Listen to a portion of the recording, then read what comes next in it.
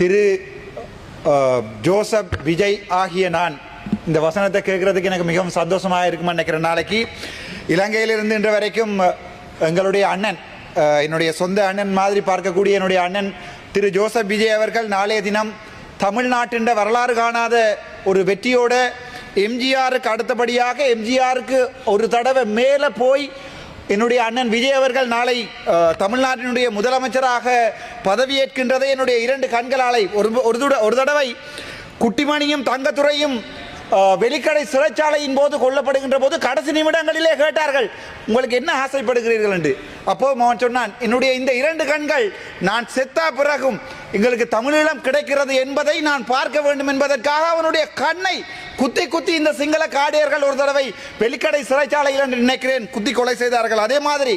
இன்று என்னை எவனாவது கேட்டால் உன்னுடைய கடைசி ஆசை என்ன என்று என்னுடைய